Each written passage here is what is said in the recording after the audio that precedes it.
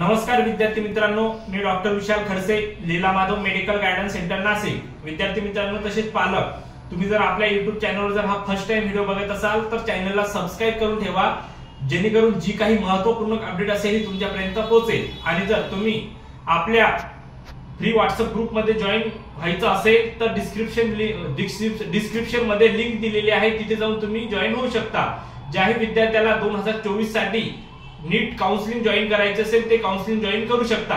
चला तर तसंच बघितलं असेल तुम्ही थंबनेलवर की 2/1/2024 ला आज कोर्टाने निर्णय काय दिला आणि काय देणार होता आणि पुढची तारीख आता ही किती दिली आणि या मागील आपण जाणून घेऊया सर्व काही कारण।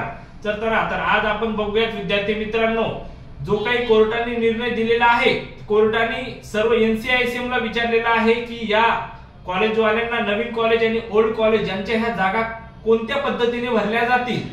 तर NCISM वाल्यांनी जे काही कॉलेज आहे त्या कॉलेज कडून डेटा मागितलेला आहे आणि कोर्टाने आता पुढची तारीख 8/1/2024 दिलेली आहे। 7 तारखेपर्यंत सर्व जो काही कॉलेजचा data category wise vacant seat असतील सर्व आहे, जे काय असेल ते 7/1/2024 पर्यंत डेटा पूर्ण NCISM ला जमा करायचा आहे आणि 8/1/2024 ला कोर्ट यावर निर्णय देईल। आता कॉलेजचं म्हणणं आहे की विद्यार्थ्यांच्या आणि कॉलेजच्या बाजूने हा निर्णय लागेल। तसंच होप आहे की बऱ्याच विद्यार्थ्यांचा मला कॉलेज तो सर आता 2024 सुद्धा चालू झालेला आहे, शैक्षणिक वर्ष आमचं नुकसान होईल का नाही, तर त्यासाठी काहीतरी मार्गदर्शन करा। तर माझं एकच विद्यार्थ्यांना म्हणणं आहे की ज्याही विद्यार्थ्यांना वेट करायचं असेल ते थांबा, काही हरकत नाही, पण थोडा साइड बाय साइड थोडा स्टडी चालू ठेवा। एवढं तर नक्कीच आहे की कोर्ट निर्णय तर काहीतरी देईल, एकतर स्टे व्हॅकन्सी होईल किंवा स्पॉट रन होईल, 100% पण होईल तरी एवढं खरंच आहे।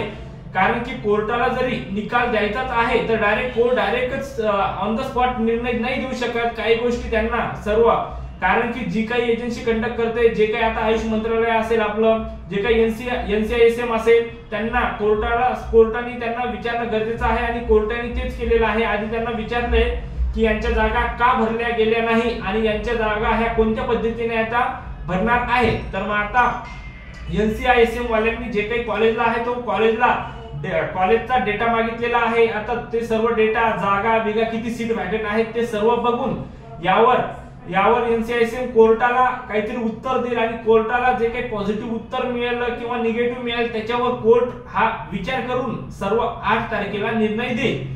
चला तर ही आजची अपडेट होती। तर विद्यार्थी मित्रांनो घाबरून जाऊ नका आणि काही टेन्शन घेऊ नका, कारण की ज्या विद्यार्थ्यांना रिपीट करायचं असेल आणि रिपीट जरी करायचं नसेल तरी सुद्धा वेट अँड वॉच करा किंवा थोडाफार स्टडी हा चालू ठेवा। चला तर आज आपण पुढील व्हिडिओ मध्ये भेटूया यानंतर। चला तर आज आपण इथंच थांबूया। थँक्यू, धन्यवाद, नमस्कार।